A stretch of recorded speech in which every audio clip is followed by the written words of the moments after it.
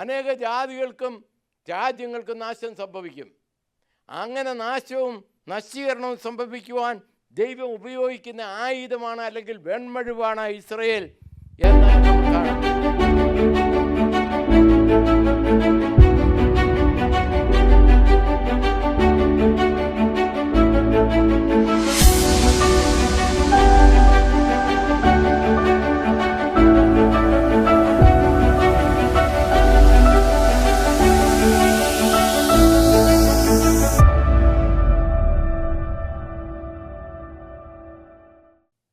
ഇന്നത്തെ ചിന്തയ്ക്ക് അടിസ്ഥാനമായി ഒരു വേദഭാഗം ഞാൻ വായിപ്പാൻ ആഗ്രഹിക്കുന്നത് യെരമ്യാ പ്രവചനം 51 അധ്യായം അതിൻ്റെ 20 വാക്യമാണ്. യെരമ്യാ ചാപ്റ്റർ 51 വേഴ്സ് 20. നീ എൻ്റെ വെൺമഴുവും യുദ്ധത്തിനുള്ള ആയുധങ്ങളുമാകുന്നു. ഞാൻ നിന്നെക്കൊണ്ട് ജാതികളെ തകർക്കുകയും നിന്നെക്കൊണ്ട് രാജ്യങ്ങളെ നശിപ്പിക്കുകയും ചെയ്യും. ഈ കഴിഞ്ഞ ദിവസങ്ങളൊക്കെ നമ്മൾ ഇസ്രയേലിനെ കുറിച്ച് കേട്ടുകൊണ്ടിരിക്കുകയായിരുന്നു. തുടർന്ന് ചില ആഴ്ചകൾ ഇസ്രയേലിനോടുള്ള ബന്ധത്തിൽ സംസാരിപ്പാൻ ആഗ്രഹിക്കുന്നു.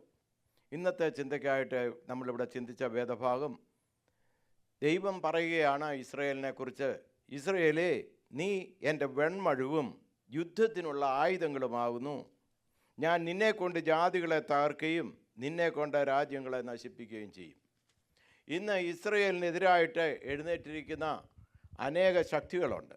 ദൈവത്തിനെതിരായിട്ട് വ്യാപരിക്കുന്ന ശക്തികൾ കൂടെയാണവ. ആ ദൈവത്തിൻ്റെ ഹിതമല്ലാത്തതൊക്കെ ദൈവത്തിനെതിരാണ് എന്ന് നാം മനസ്സിലാക്കണം. പ്രത്യേകിച്ച് ഈ കഴിഞ്ഞ ദിവസങ്ങളിൽ ഇസ്രയേലിനോട് പോരാടിക്കൊണ്ടിരിക്കുന്നത് ക്യാപിറ്റൽ 3 H's ആണ്. 3 H's. 1 Hamas, 2 Hezbollah, 3 ഹൂതീസ്. ഇവർ 3 ക്യാപിറ്റൽ H's ശക്തമായ രീതിയിൽ ഇസ്രയേലിനോട് പ്രതികരിച്ചുകൊണ്ടിരിക്കുകയാണ്. Praise the lord. അപ്പോൾ അതേക്കുറിച്ച് ചിന്തിക്കുന്ന സമയത്ത് നമ്മൾ ഗ്രഹിക്കേണ്ട ഒരു കാര്യം, ദിനവൃത്താന്ത പുസ്തകം 2 ക്രോണിക്കിളിൽ നമ്മൾ കാണുന്നുണ്ട്. അതിൻ്റെ 7 അധ്യായം 16 വാക്യത്തിൽ യഹോവ എടുത്തിരിക്കുന്ന ആലയം ഇസ്രയേലിലാണ് ഉണ്ടാകേണ്ടത് എന്ന് മാത്രമല്ല, എൻ്റെ ദൃഷ്ടിയും എൻ്റെ ഹൃദയവും എല്ലായ്പ്പോഴും അവിടെ ഇരിക്കും എന്ന് ജെറുസലേമിനെ കുറിച്ച് ദൈവം പ്രസ്താവിക്കുന്നു. ദൈവം ഇസ്രയേലിനോടുള്ള ബന്ധത്തിൽ തൻ്റെ മഹത്വത്തെ വെളിപ്പെടുത്തുന്ന ദൈവമാണ്. എൻ്റെ ദൃഷ്ടിയും എൻ്റെ ഹൃദയവും എല്ലായ്പ്പോഴും അവിടെ ഇരിക്കുന്നു എന്ന് ദൈവം പറയുക. ദൈവം ഒരു ആത്മതപനം ഒരു സോളിലോക്കി സ്വയം പ്രസ്താവിക്കുന്ന ഇങ്ങനെയാണ്, എൻ്റെ ഹൃദയം, എൻ്റെ ദൃഷ്ടി ഇത് എല്ലായ്പ്പോഴും യെരൂശലേമിൽ ഇരിക്കുന്നു. അപ്പോൾ യെരൂശലേമിനെ കുറിച്ചുള്ള കരുതലുള്ള ഒരാളാണ് ലോകത്തിൻ്റെ സൃഷ്ടിതാവായ ദൈവം എന്ന് നാം മനസ്സിലാക്കണം. യെരൂശലേം എന്നുള്ള പദപ്രയോഗം 811 പ്രാവശ്യം വേദപുസ്തകത്തിൽ പറഞ്ഞിട്ടുണ്ട്. അപ്പോൾ യെരൂശലേം 811 പ്രാവശ്യം യെരൂശലേം എന്നുള്ള പ്രസ്താവന ബൈബിളിലുണ്ട്. അതിൻ്റെ അർത്ഥം ജെറുസലേം വളരെ ഇമ്പോർട്ടൻ്റ് ആണ്, ഇസ്രയേൽ വളരെ പ്രാധാന്യമർഹിക്കുന്നവരാണ് ഒന്നാണ്. സങ്കീർത്തനം 137:5 ഇങ്ങനെ പറയുന്നു, സങ്കീർത്തനക്കാരൻ പറയുകയാണ്, യെരൂശലേമേ, നിന്നെ ഞാൻ മറക്കുന്നുവെങ്കിൽ എൻ്റെ വലം കൈ മറന്നു പോകട്ടെ. അപ്പോൾ യെരൂശലേം എന്ന് പറയുമ്പോൾ ക്യാപിറ്റൽ സിറ്റി ഓഫ് ഇസ്രയേൽ ആണ്. വാഷിങ്ടൺ എന്ന് പറഞ്ഞാൽ അമേരിക്ക എന്നർത്ഥം പറയുന്നത് പോലെ തന്നെ ജെറുസലേം എന്ന് പറഞ്ഞാൽ ഇസ്രയേലിനോടുള്ള ബന്ധത്തിൽ പറയുകയാണ്. ജെറുസലേം, ഞാൻ നിന്നെ മറക്കുന്നെങ്കിൽ എൻ്റെ വലം കൈ മറന്നു പോകട്ടെ എന്ന് പറയുക. ദൈവത്തിനും വലം കൈ മറക്കാനൊക്കില്ല, നമുക്ക് വലം കൈ മറന്നു പോകാൻ സാധിക്കത്തില്ല. അതാണ് അതിൻ്റെ അർത്ഥം.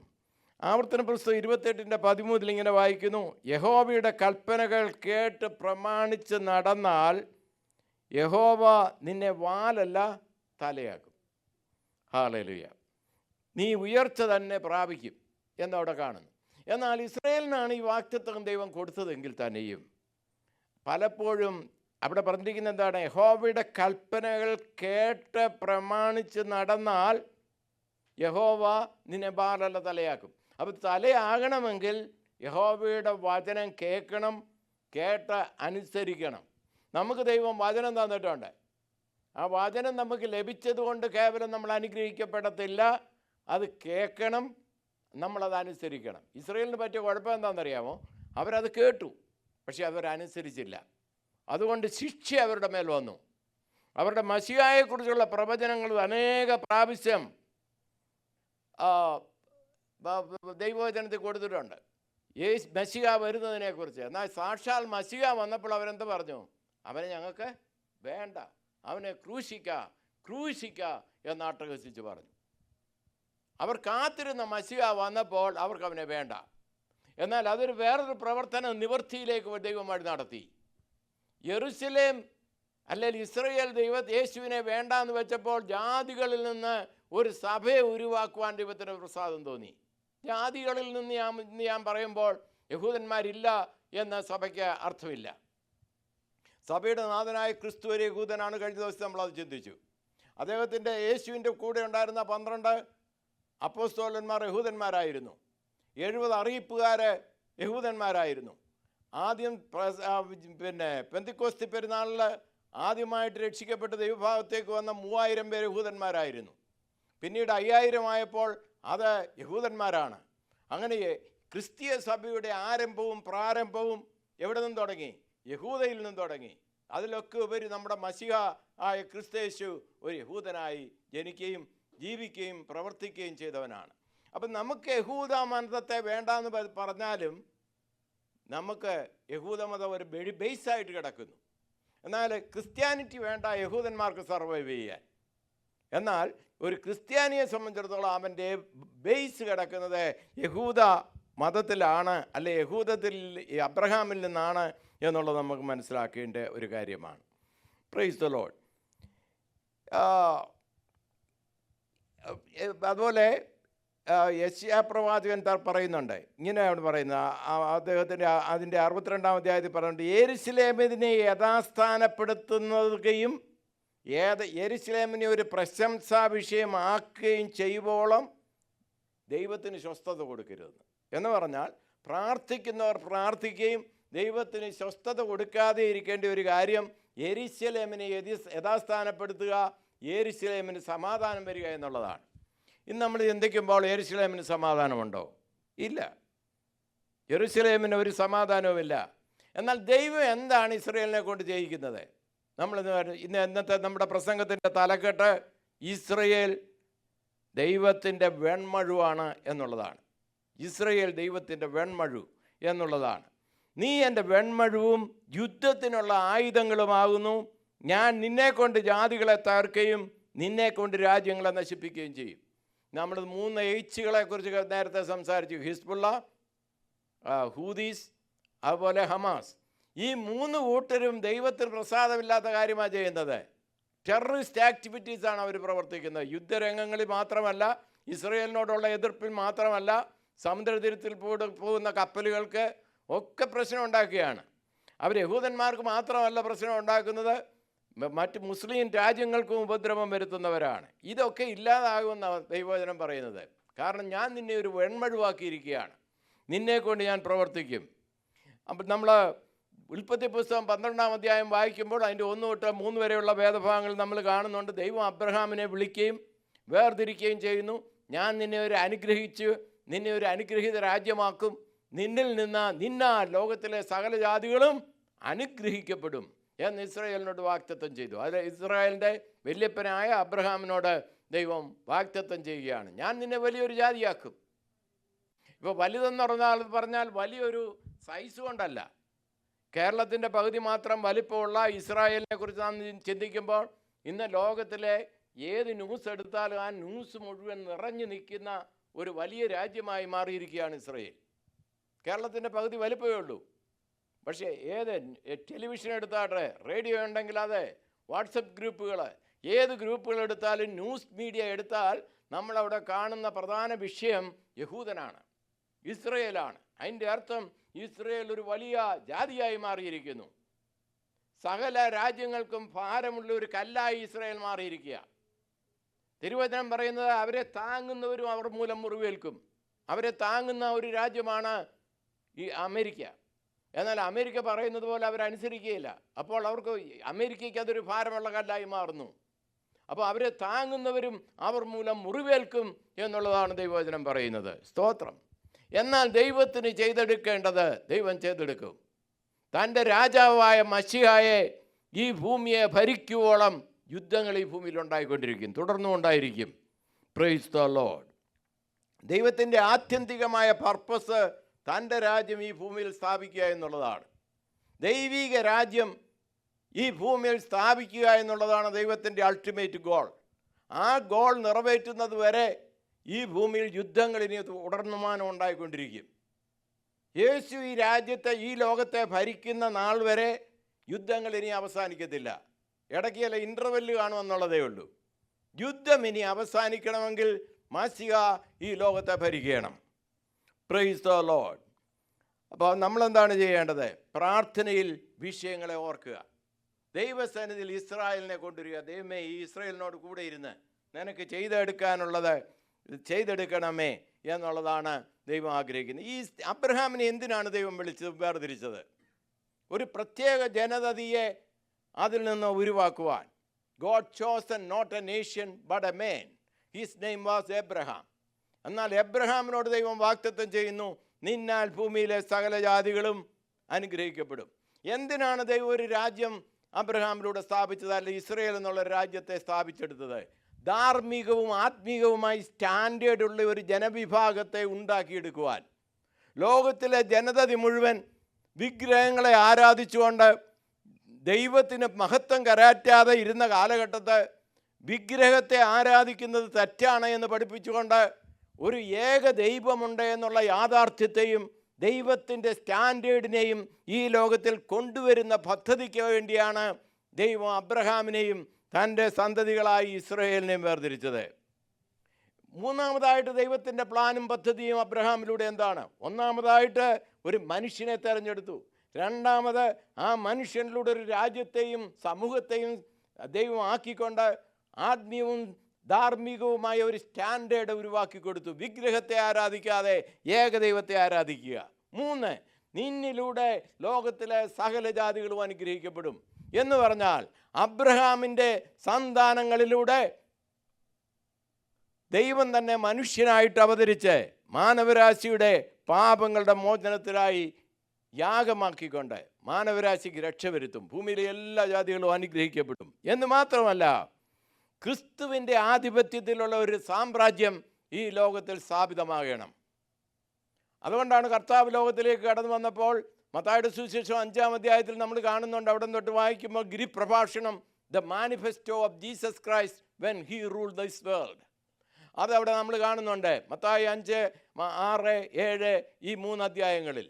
അവിടെ കർത്താവിനോട് പ്രാർത്ഥിക്കാൻ പഠിപ്പിക്കുന്നുണ്ട്.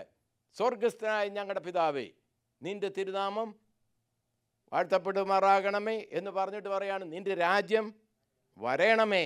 അപ്പോൾ ദൈവത്തിൻ്റെ രാജ്യം ഈ ഭൂമിയിൽ സ്ഥാപിക്കുക എന്നുള്ളതാണ് ദൈവം ആഗ്രഹിക്കുന്നത്. അതാണ് ദൈവത്തിൻ്റെ പ്ലാൻ. എന്നാൽ ഇസ്രയേൽ ജനതയിൽ നിന്ന് യേശു ഉടലെടുത്തപ്പോൾ യഹൂദന്മാരെ യേശുവിന് ഇടർച്ചയായി നിൽക്കുകയും ക്രിസ്തുവിനെയും ക്രിസ്ത്യാനികൾക്കും എതിരായി നിലനിൽക്കുകയും ചെയ്തതായിട്ട് നമുക്ക് കാണാം. ഹല്ലേലൂയ. അവർ ജാതികളെ കൂടെ കൂട്ടുപിടിച്ചുകൊണ്ട് യേശുവിൻ്റെ സുവിശേഷീകരണത്തിനും എതിരായി നിന്നു. ഈ സമയത്താണ് പൗലോസ് അപ്പോസ്തലൻ രംഗപ്രവേശം ചെയ്യുന്നത്. അദ്ദേഹത്തിൻ്റെ പ്രവർത്തനങ്ങളിലൂടെ യഹൂദന്മാർ മാത്രമല്ല, ധാരാളം ജാതികളിൽ നിന്നുള്ളവർ, യഹൂദ മതത്തിൻ്റെ വെളിയിലുള്ള അനേക ജനതകൾ രക്ഷയിലേക്ക് വരുവാനിടയായി. അപ്പോൾ സാമാന്യമായ ഒരു ചിന്ത, ദൈവം ഇസ്രയേലിനെ വേണ്ടെന്ന് വെച്ചോ. അപ്പോൾ റോമാലേഖനം എഴുതുമ്പോൾ അതിൻ്റെ പല അധ്യായങ്ങളിലായിട്ട് പൗലോസ് അതേക്കുറിച്ച് വിചിന്തനം ചെയ്യുന്നുണ്ട്. അതിൻ്റെ 11-1 പറയുകയാണ്, ഞാനും ഒരു ഇസ്രയേലിനല്ലയോ. ഇസ്രയേലിനെ മുഴുവൻ നശിപ്പിക്കുവാൻ പൗലോസ് ആഗ്രഹിക്കുന്നില്ല. എന്നിട്ട് 11-26 പറയുകയാണ്, അങ്ങനെ ഇസ്രയേൽ മുഴുവൻ രക്ഷിക്കപ്പെടും. ഇന്നവർ സുവിശേഷത്തിനും യേശുവിനും എതിരായി നിൽക്കുന്നെങ്കിലും ഒരു സമയം വരും, അവർ കർത്താവായ ക്രിസ്തേശുവിനെ രക്ഷിതാവും കർത്താവുമായി സ്വീകരിച്ചുകൊണ്ട് രാഷ്ട്രീയ തലത്തിലും സാമൂഹ്യ തലത്തിലും മാത്രമല്ല, ധാർമ്മിക തലത്തിലും ആത്മീയ തലത്തിലും വ്യതിയാനം വന്നുകൊണ്ട് ഒരു സമൂഹമായിട്ട് അവർ യേശുവിനെ സ്വീകരിച്ച് വിശ്വാസികളായിത്തീരുന്ന ഒരു കാലം അനധിവിദൂര ഭാവിയിലുണ്ട്. സങ്കീർത്തനം 132:13 ഇങ്ങനെ പറയുന്നു, യഹോവ സിയോനെ തിരഞ്ഞെടുക്കുകയും അതിനെ തൻ്റെ വാസസ്ഥലമാക്കിയിരിക്കുകയും ചെയ്തു. ഹല്ലേലൂയ. ദൈവം തൻ്റെ വാസസ്ഥലമാക്കി വെച്ചിരിക്കുകയാണ്. Price the Lord. ഹല്ലേലൂയ. ഉൽപ്പത്തി പുസ്തകത്തിൽ 15-ാം അധ്യായത്തിൽ ദൈവം അബ്രഹാമിനോട് പറയുന്നുണ്ട്, നിന്റെ സന്താനമായ ഇസ്ഹാക്കിൻ്റെ മേൽ, നിന്റെ സന്തതിയുടെ സന്തതിയായ യാക്കോബിനോട് കൂടെ ഞാനിരിക്കും. അവർക്കെല്ലാം വാഗ്ദത്തം കൊടുക്കുന്നുണ്ട്. എന്നിട്ട് പറയുകയാണ്, മിസ്രയീം നദി മുതൽ ഫ്രാത്ത് നദി വരെ നിന്റെ അതിരായിരിക്കും. ഹല്ലേലൂയ. ഇന്ന് ആ രീതിയിലുള്ള വലിപ്പമൊന്നും ഇസ്രയേലിനില്ല. ലെബനോൻ്റെ പല ഭാഗങ്ങളും കർത്താവായ യേശു ഈ ഭൂമിയെ ഭരിക്കുമ്പോൾ ഇസ്രയേലിൻ്റെ ഭാഗമായിരിക്കും. ഇസ്രയേലിൻ്റെ സമീപത്തിലുള്ള ജോർദാൻ്റെ പല ഭാഗങ്ങളും ഇസ്രയേലിൻ്റെ ഭാഗമായിരിക്കും. അതൊക്കെ ആയിരുന്നു ഒരു കാലത്ത്. ദാവീദ് ഭരിക്കുമ്പോൾ, ശലോമോൻ ഭരിക്കുമ്പോഴൊക്കെ ഇസ്രയേലിൻ്റെ ഇന്ന് കാണുന്ന അതിരല്ല, അതിൻ്റെ അനേക ഇരട്ടി വലിപ്പങ്ങളുള്ള ഒരു രാഷ്ട്രമായിരുന്നു. ഹല്ലേലൂയ. ദൈവം അബ്രഹാം ഇസ്രയേലർക്ക് അനുഗ്രഹം കൊടുക്കുമ്പോൾ ഇങ്ങനെ പറയുന്നുണ്ട്, നിന്നെ അനുഗ്രഹിക്കുന്നവരെ ഞാൻ അനുഗ്രഹിക്കും, നിന്നെ ശപിക്കുന്നവരെ ഞാൻ ശപിക്കും. Whether we like it or not, നമ്മൾ ഇസ്രയേലിനെ ശപിച്ചാൽ ശാപം നമ്മുടെ തലയിൽ തന്നെ വരുമെന്ന് ദൈവവചനം പഠിപ്പിക്കുന്നു. നമ്മൾ ഇസ്രയേലിനെ അനുഗ്രഹിക്കുകയും അവർക്ക് വേണ്ടി പ്രാർത്ഥിക്കുകയും ചെയ്യുമ്പോൾ അനുഗ്രഹം നമ്മുടെ മേൽ വരുന്നു എന്നുള്ളത് ദൈവവചനം നമ്മെ പഠിപ്പിക്കുന്ന ഒരു കാര്യമാണ്. എന്നാൽ കാലാകാലങ്ങളിലായിട്ട് ക്രിസ്ത്യാനികൾ യഹൂദന്മാർക്കെതിരെ നിന്നിട്ടുണ്ട്. ഞാനത് കഴിഞ്ഞ ദിവസത്തെ മെസ്സേജിലൂടെ പ്രസ്താവിക്കുകയുണ്ടായി. എന്നാൽ യഹൂദനെ അനുഗ്രഹിക്കുന്നതിലൂടെ നന്മയുള്ളതായിട്ട് നമ്മൾ പുതിയ നിയമത്തിൽ പലയിടത്ത് കാണുന്നുണ്ട്. ഉദാഹരണമായിട്ട് ലൂക്കോസിൻ്റെ സുവിശേഷം 7-ാം അധ്യായം നമ്മൾ കാണുമ്പോൾ ഒരു ശതാധിപനെ കാണുന്നു. അവൻ്റെ ദാസൻ രോഗിയാണ്. അപ്പോൾ യഹൂദന്മാരുടെ ചില നേതാക്കൾ യേശുവിൻ്റെ അടുക്ക വന്ന് പറയുകയാണ്, നീ ഒരു ഉപകാരം അവന് ചെയ്തു കൊടുക്കണം. ഇവൻ ഇസ്രായേൽ ജാതിയെ വളരെ നന്മകൾ ചെയ്തിട്ടുള്ളവനാണ്, അതുകൊണ്ട് ഇവനെ സഹായിക്കണം. ഞങ്ങൾക്കൊരു സിനഗോഗ് പണിയാൻ പോന്നെ അവൻ ഹെൽപ്പ് ചെയ്തിട്ടുണ്ട്, അതുകൊണ്ട് ഇവൻ്റെ ദാസന് ബാല്യക്കാരന് സൗഖ്യം നീ കൽപ്പിച്ചു കൊടുക്കണം എന്ന് അവരും റെക്കമെൻഡ് ചെയ്യുന്നു. യേശു പോകുന്നുണ്ട്, അവനെ വരുത്തുന്നുണ്ട്.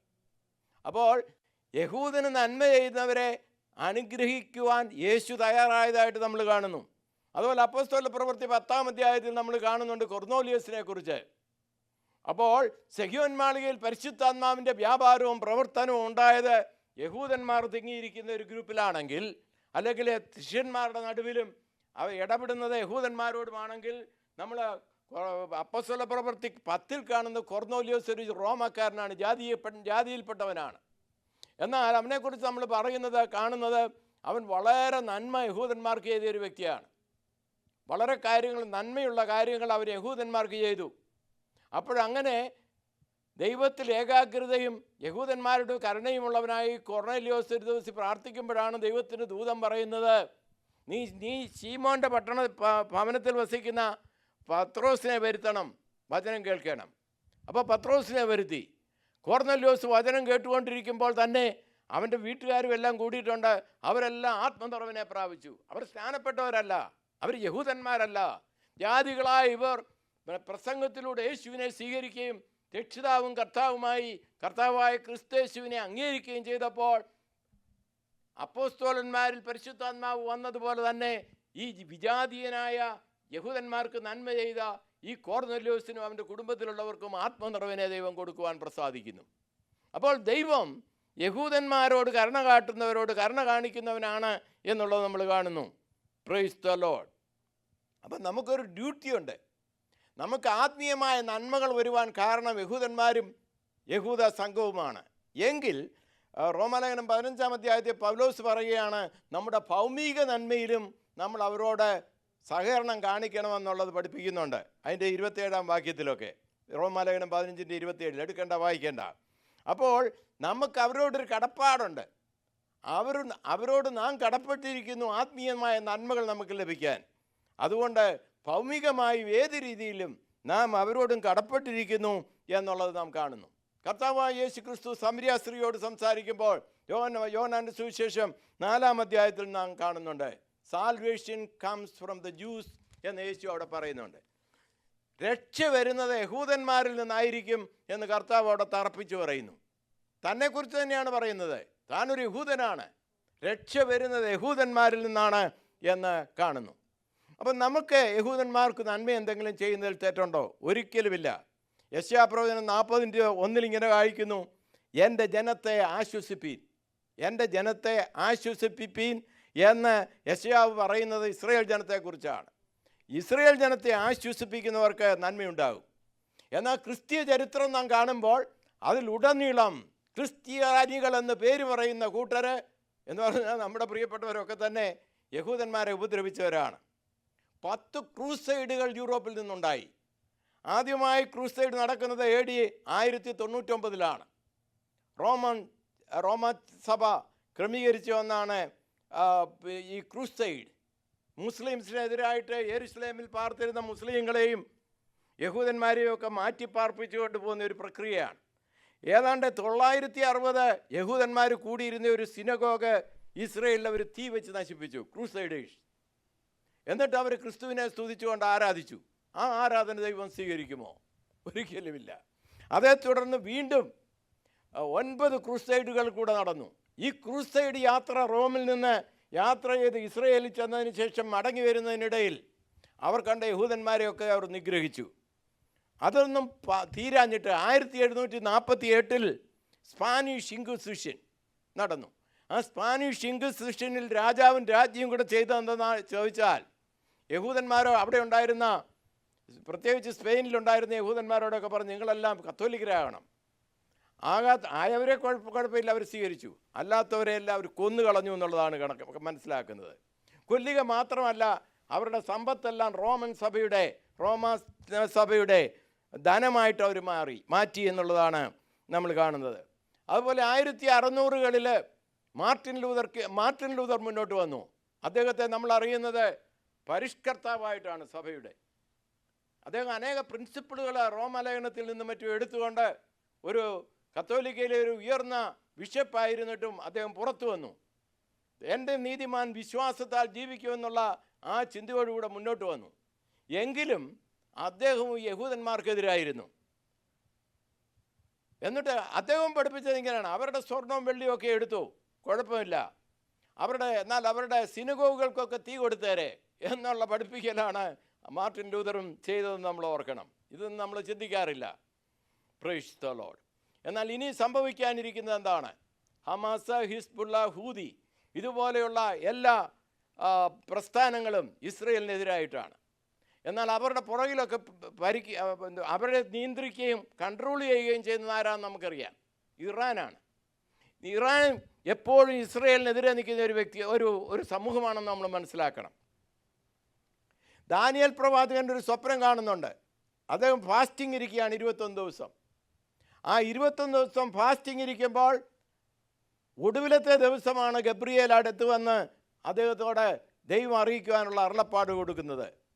എന്നാൽ അദ്ദേഹം പറയുന്ന ഒരു കാര്യമുണ്ട്: 1-ാം ദിവസം തന്നെ ഞാൻ മറുപടിയുമായിട്ട് വന്നതാണ്. എന്നാൽ ഞാൻ വരുന്ന വഴിക്ക് തന്നെ എയറിൽ എനിക്കെതിരായിട്ടൊരു ശക്തി വന്നു. ആ ശക്തി ഏതാണെന്ന് ചോദിച്ചാൽ പാർസി പ്രഭു. അപ്പോൾ മിഖായേല് ഇസ്രയേലിൻ്റെ മേൽ ആധിപത്യമുള്ള ഒരു ദൂതനാണെന്ന് നാം പഠിക്കുന്നത് പോലെ തന്നെ താഴ്ച ഭവിച്ചതായ പിശാചുക്കൾ ഇറാനെ അധികാരം പറഞ്ഞുകൊണ്ട് ഇറാൻ്റെ പുറകിലുണ്ട്. അങ്ങനെയുള്ളത് ഭൂതശക്തികൾ ഗബ്രിയേലിനെതിരെ നിൽക്കുക. ഇവിടെ മിഖായേൽ വന്ന് അവരെയൊക്കെ ശാസിച്ചതിന് ശേഷം ഗബ്രിയേൽ വന്ന് വാർത്ത കൊടുക്കുന്നതായിട്ട് നമ്മൾ കാണുന്നു. അപ്പോൾ ഇറാൻ്റെ മേൽ അധികാരം പറയുന്ന ഒരു ദുർശക്തിയുണ്ട് എന്ന് ആത്മീയ രംഗത്ത് നമുക്ക് കാണാൻ കഴിയും. എന്ന് മാത്രമല്ല, അതിൻ്റെ ഗ്രാൻഡ് ഫിനാലിയിലേക്ക് കടന്നു വരാൻ പോകുന്നത് എസെക്കിയേൽ 38-39 അധ്യായങ്ങളിലൂടെയാണ്. ഇന്ന് നമ്മൾ കാണുന്ന ക്വയറ്റായിട്ടിരിക്കുന്ന ഇസ്രയേലിൻ്റെ സമീപനവും ക്വയറ്റായിട്ടിരിക്കുന്ന ഇറാൻ്റെ സമീപനവും ഒക്കെ മാറും. ഇടയ്ക്ക് അവർ യുദ്ധം ചെയ്യുന്നില്ലെങ്കിൽ അതൊരു കേവലം ഒരു ഇൻ്റർവെല്ലാണെന്ന് ചിന്തിച്ചാൽ മതി. വലിയത് വരാണ്ടിരിക്കുന്നേ ഉള്ളൂ. അടിയൊന്നും ആയിട്ടില്ല, പുളിങ്കമ്പ് വെട്ടാൻ പോയിട്ടേ ഉള്ളൂ എന്ന് ഇന്ത്യയിലൊരു പഴഞ്ചൊല്ലുണ്ട്, കേരളത്തിലൊരു പഴഞ്ചൊല്ലുണ്ട്. അപ്രകാരം ഈ യുദ്ധം കൊണ്ടൊന്നും ഇത് തരികയില്ല. എസെക്കിയേൽ പ്രവചനം 38-39 ഈ അധ്യായങ്ങളിൽ പറയുന്നത് അന്ത്യകാലത്ത് റൂസ്, മേശക്ക്, തൂബേൽ ഇവയുടെ പ്രഭുവായ ഗോഗ് നോർത്ത് ഇന്ത്യയിൽ നോർത്തേൺ പാർട്ടിൽ നിന്ന് വരും. നോർത്തേൺ പാർട്ട് എന്ന് പറയുന്നത് ഇസ്രയേലിൽ നിന്ന് പെർപെൻഡിക്കുലറായിട്ടൊരു ലൈൻ വരച്ചാൽ നോർത്തിൽ ചെന്നെത്തുന്നത് ഇസ്രയേലിലാണ്, റഷ്യയിലാണ്. അപ്പോൾ റൂസ് റഷ്യയുടെ പഴയ പേരാണ്. റൂസ്, മേശക്ക് മോസ്കോ ഏരിയ, തൂബാൽ അവരുടെ തന്നെ മറ്റ് ഈ നോർത്ത് ഈസ്റ്റേൺ ഏരിയ. ഇതിൻ്റെ പ്രഭുവായ ഗോഗ് അവരുടെ രാജാവ് അല്ലെ ലീഡർ, ഇന്നത്തെ രീതിയിൽ പറഞ്ഞാൽ പുടിൻ. അദ്ദേഹത്തെ അഡ്രസ്സ് ചെയ്തുകൊണ്ട്, അല്ലെങ്കിൽ ഇനിയും പുടിൻ അല്ലെങ്കിൽ അടുത്ത് വരാനിരിക്കുന്ന പ്രസിഡന്റിനെ അഡ്രസ്സ് ചെയ്തുകൊണ്ട് ദൈവം വചനം പറയുകയാണ്, ഞാൻ നിനക്ക് എതിരെയായിരിക്കുന്നു. നീ അനേക ജാതികളെ ചേർത്തുകൊണ്ട് എതിരായിട്ട് വരും. നിൻ്റെ കൂടെ ആരൊക്കെ കാണും? പാർസികൾ കാണും. പാർസികളെന്ന് പറഞ്ഞാൽ പേർഷ്യ, ഇന്നത്തെ ഇറാൻ. പിന്നെ അവരുടെ കൂടെ ഉള്ളതാരാ? തോഗർമ ഗൃഹം. തോഗർമ എന്ന് പറയുന്നത് ടർക്കിയുടെ പഴയ പേരാണ്. അപ്പോൾ ഇറാൻ, ടർക്കി, റഷ്യ മുതലായ രാഷ്ട്രീയ ശക്തികളും മറ്റ് ഇസ്ലാമിക് ചില നേഷൻസൊക്കെ കൂടിക്കൊണ്ട് ഒരു വലിയ ശക്തി വരുമെന്ന് ദൈവവചനം പറയുന്നു. വെളിപ്പാട് പുസ്തകം അതിന് കൊടുത്തിരിക്കുന്ന പേര് ഗോഗ് മാഗ് വാർ എന്നാണ് പറയുന്നത്. Gogh Magog. ഗോഗ് എന്ന് പറയുന്നത് റഷ്യയുടെ ദേശത്തെ ഉദ്ദേശിച്ചാണ്. കാരണം അവരാണ് അതിൻ്റെ മെയിൻ ആളുകളെ. ഇന്ന് ഈ യുദ്ധം ഇത്രയും സങ്കീർണമാകാതെ നിൽക്കുന്നത് റഷ്യയുടെ സംയമനമാണെന്ന് ഞാൻ പറയും. എന്നാൽ റഷ്യയുടെ സംയമനം മാറി അവർ ഇറാനോട് ചേർന്ന് കഴിഞ്ഞാൽ വലിയൊരു യുദ്ധമുണ്ടാകും. എന്ന് മാത്രമല്ല, ആ വലിയ മിലിറ്ററി എയർ അറ്റാക്ക് ഇസ്രയേലിനെതിരായിട്ട് ഇസ്രയേൽ പർവ്വതങ്ങളിലേക്ക് കടന്നു ചെല്ലും. എന്ന് മാത്രമല്ല, ആ യുദ്ധത്തിൽ 6 റഷ്യൻ സൈന്യം പോയാൽ 5 പേരും അവിടെ കൊല്ലപ്പെടും, ഒരാൾ മാത്രമേ മടങ്ങിപ്പോവുകയുള്ളൂ. അതാണ് അതിൻ്റെ അന്ത്യം. ഇങ്ങനെയുള്ള തീവ്രമായ ഒരു യുദ്ധം ഉണ്ടാകും. ഹല്ലേലൂയ. ഈ യുദ്ധമൊക്കെ ഉണ്ടാകാൻ ഇനി അധികം സമയമില്ല. എന്നാൽ ഇതൊക്കെ നടക്കേണ്ടത് സഭ എടുക്കപ്പെടുന്നതിനോടടുത്താണ്. അപ്പോൾ നമ്മൾ കർത്താവിൻ്റെ വരവിനോടും മധ്യാകാശത്ത് നാം എടുക്കപ്പെടേണ്ടതിനോടും എത്രമാത്രം അടുത്തിരിക്കുന്നുവെന്ന് ഇന്ന് കാണുന്ന യുദ്ധങ്ങളും യുദ്ധശ്രുതികളും കാണുമ്പോൾ നാം മനസ്സിലാക്കണം. അപ്പോൾ ദൈവം പറയുകയാണ്, ഇസ്രയേലേ, നീ എൻ്റെ വെൺമഴുവാണ്. ഞാൻ വായിക്കുന്നത് യെരമ്യാ പുസ്തകം അതിൻ്റെ 51:20 നിന്നാണ്. നീ എൻ്റെ വെൺമഴുവും യുദ്ധത്തിനുള്ള ആയുധങ്ങളുമാകുന്നു. ഞാൻ നിന്നെക്കൊണ്ട് ജാതികളെ തകർക്കുകയും നിന്നെക്കൊണ്ട് രാജ്യങ്ങളെ നശിപ്പിക്കുകയും ചെയ്യും. അനേക ജാതികൾക്കും രാജ്യങ്ങൾക്കും നാശം സംഭവിക്കും. അങ്ങനെ നാശവും നശീകരണവും സംഭവിക്കുവാൻ ദൈവം ഉപയോഗിക്കുന്ന ആയുധമാണ്, അല്ലെങ്കിൽ വെൺമഴുവാണ് ഇസ്രയേൽ എന്ന് നമ്മൾ കാണുന്നു. അവിടെ കുറഞ്ഞിരിക്കുന്നത് നീ എൻ്റെ വെൺമഴുവും. വെൺമഴുവെന്ന് പറഞ്ഞാൽ ആക്സ്, അല്ലെങ്കിൽ നമുക്കറിയാം മഴുവിന് നമുക്കറിയാം വെൺമഴു. യുദ്ധത്തിനുള്ള ആയുധങ്ങളാണ്. അപ്പോൾ യഹൂദനാണ് ടൂളായിട്ട് പ്രവർത്തിക്കുന്നത്, എന്നാൽ അതിൻ്റെ പിൻപിൽ പ്രവർത്തിക്കുന്നത് ദൈവമാണ് എന്ന് നാം ഗ്രഹിക്കണം. ദൈവം സ്നേഹവാനായിരിക്കുന്നത് പോലെ തന്നെ ദൈവം നീതിമാനാണ്. നമ്മളിന്ന് സങ്കീർത്തനത്തിൽ കേട്ടു, ദൈവം നീതി പ്രവർത്തിക്കുന്ന ദൈവമാണ്. ദൈവം എൻ്റെ നീതി എന്ന് ദാവീദ് പറയുന്നു. അപ്പോൾ നീതിമാനായ ദൈവത്തിന് ശിക്ഷിക്കാതെ ഇരിക്കാൻ കഴിയുകയില്ല. നീതി നടക്കണമെങ്കിൽ ശിക്ഷ ഉണ്ടായിരിക്കണം. അല്ലെങ്കിൽ ദൈവം നിസ്സംഗനായിരിക്കുകയാണ്, നീതി പ്രവർത്തിക്കുന്നില്ല എന്ന യാഥാർത്ഥ്യമാണ് നാം മനസ്സിലാക്കുന്നത്. Praise the Lord. എന്നാൽ സഭയുടെ എടുക്കപ്പെടൽ അല്ലെങ്കിൽ ഉദ്ധാനം സമീപഭാവിയിൽ നടക്കാൻ പോകുന്നു. ഞാൻ ഇനി അടുത്ത ആഴ്ചകളിലൊക്കെ പ്രസംഗിക്കുന്ന വിഷയം ഇതിനോട് ബന്ധപ്പെട്ടതായിരിക്കും. കാരണം ഇനി സംഭവിക്കാൻ പോകുന്ന കാര്യങ്ങൾ ഇതൊക്കെയാണ്. അതുകൊണ്ട് നമ്മൾ എന്തു വേണം? നാം ഉത്സുകരായിരിക്കണം, നിർമ്മതരായിരിക്കണം, ഉണർവുള്ളവരായിരിക്കണം, ഉത്സാഹമുള്ളവരായിരിക്കണം. നമ്മുടെ രക്ഷയുടെ സന്ദേശം മറ്റുള്ളവരോട് പറയുവാൻ മടിക്കരുത്. നമ്മുടെ ടെസ്റ്റ് മണി പറയുവാൻ നാം തയ്യാറായിരിക്കണം. എന്നാൽ അതുകൊണ്ടൊന്നും തീരത്തില്ല യുദ്ധം, കേട്ടോ. കർത്താവ് സഭയെ എടുക്കും. സഭ മധ്യാകാശത്തിൽ അല്ലെങ്കിൽ സ്വർഗത്തിൽ 7 വർഷം ക്രിസ്തുവിനോടുകൂടി ആയിരിക്കും.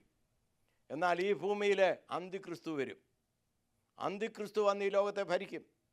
എന്നാൽ നമ്മൾ കാണുന്നുണ്ട് ഇന്ന് ചൈന, റഷ്യ ഇതുപോലെയുള്ള രാജ്യങ്ങളൊക്കെ ഉത്സുകരായിരിക്കുക യുദ്ധം ചെയ്യാൻ. ഹല്ലേലൂയ. സഭ ഇവിടുന്ന് എടുക്കപ്പെട്ടാൽ അന്തിക്രിസ്തു ഈ ലോകത്തെ ഭരിക്കും. അന്തിക്രിസ്തു ഭരിക്കുന്ന സമയത്ത് 200 മില്യൺ സോൾജേഴ്സ് കിഴക്കേ ദേശത്ത് നിന്ന് വരുമെന്ന് പറയുന്നു. 200 മില്യൺ സോൾജേഴ്സ് ഉള്ള ഒറ്റ രാജ്യമേ ഉള്ളൂ ഇന്ന് ലോകത്തിൽ, അത് ചൈനയാണ്. കിഴക്ക് നിന്ന് അവർ വരും എന്ന് തിരുവചനം പറയുന്നു. അത് ഇപ്പം നടക്കുന്ന യുദ്ധത്തെക്കുറിച്ചല്ല പറയുന്നത്, അതിന് ശേഷം നടക്കാൻ പോകുന്ന ബാറ്റിൽ ഓഫ് ഹർമഗേദോനെ കുറിച്ച് പറയുക. അന്തിക്രിസ്തുവിൻ്റെ കാലത്ത് ലോകം ഭരിക്കുമ്പോൾ ഉണ്ടാകുന്ന ഒരു യുദ്ധമാണ്. എന്നാൽ ആ യുദ്ധം ശക്തിയായി നടക്കുമ്പോൾ കിഴക്ക് നിന്ന് ചൈനയുടെ 200 മില്യൺ സോൾജേഴ്സും നോർത്തിൽ നിന്ന് റഷ്യയും അന്തിക്രിസ്തുവിനെതിരായിട്ട് വരുന്ന ഒരു കാലമുണ്ട്. ആ സമയത്ത് കർത്താവായ യേശു ക്രിസ്തു മധ്യാകാശത്ത് വെളിപ്പെടും. അന്ന് ഇസ്രയേൽ ഒരുപാട് പീഡനത്തിലൂടെ കടന്നു പോകും. ആ യുദ്ധത്തിനെയാണ് അർമ്മഗേദോൻ യുദ്ധം എന്ന് പറയുന്നത്. അർമ്മഗദോൻ യുദ്ധം ശക്തമായി നടക്കത്തില്ല. ആ സമയത്ത് ആര് ജയിച്ചു ആര് തോറ്റു എന്ന് പറയാൻ ഒക്കുന്നതിന് മുമ്പ് തന്നെ അനേക ആളുകൾ കൊല്ലപ്പെടും. യഹൂദരിലും ധാരാളം പേര് കൊല്ലപ്പെടും. അതിനെക്കുറിച്ച് പറയുന്നത് യാക്കോബിൻ്റെ കഷ്ടകാലമെന്നാണ്. ആ സമയത്തേക്ക് അവർ കുത്യവെങ്കിലേക്ക് നോക്കുകയും യേശുവിന് വേണ്ടി ജാഗരിക്കുകയും ചെയ്യും. ഒരു ദിവസം കൊണ്ടൊരു ജാതി പറക്കും. അങ്ങനെ യഹൂദൻ ഒറ്റ ദിവസം കൊണ്ട് ബോൺ എഗെയിൻ ക്രിസ്തുവിനെ സ്വീകരിക്കുന്നവരായിത്തീരും. കർത്താവായ യേശു ക്രിസ്തുവിൻ്റെ വായിലെ വാളിനാൽ ശത്രുക്കൾ കൊല്ലപ്പെടുകയും പിശാച് അന്ത്യക്രിസ്തുവിനെ തീപ്പൊയ്കയിലേക്ക് ഇടുകയാണ്. അതുപോലെ കള്ളപ്രവാചകനെ തീപ്പൊയ്കയിലേക്ക് ഇടുന്നു. അതുപോലെ അവരുടെയൊക്കെ പിൻപിൽ പ്രവർത്തിച്ച പൈശാചിക ശക്തി സാത്താനെ ബന്ധിച്ചിടുന്നു. അതിനുശേഷം 1000 ആണ്ട് കർത്താവ് ഈ ലോകത്തെ ഭരിക്കും. ഇതാണ് വരാൻ പോകുന്ന കാര്യപരിപാടി. നാം ഇതേക്കുറിച്ചൊക്കെ പഠിക്കണം. അജ്ഞരായിരിക്കാൻ പാടില്ല. അപ്പോൾ സുവിശേഷീകരണത്തിൻ്റെ അനിവാര്യത നമുക്ക് ഗ്രഹിക്കാൻ കഴിയണം. നമ്മൾ എത്ര മാത്രം കർത്താവിൻ്റെ വരവിനോട് അടുത്തിരിക്കുന്നു, ലോകാവസാനത്തോടെ അടുത്തിരിക്കുന്നു. ഈ ലോകം തീരുമെന്നല്ല എൻ്റെ അർത്ഥം. യേശുവിൽ 1000 ആണ്ട് ഈ ലോകത്തെ ഭരിക്കാൻ പോകുന്ന ഈ ഭൂമിയിൽ തന്നെയാണ്. അപ്പോൾ വരുന്ന 1000 വർഷം കഴിഞ്ഞാലും ഈ ഭൂമിയുണ്ട്. അതിനുശേഷമാണ് പുതിയ ആകാശവും പുതിയ ഭൂമിയും വെളിപ്പെടാൻ പോകുന്നത്. അതുകൊണ്ട് സഭയ്ക്കുള്ള ഉത്തരവാദിത്വം എന്താണ്? നമ്മൾ മാനസാന്തരപ്പെടണം.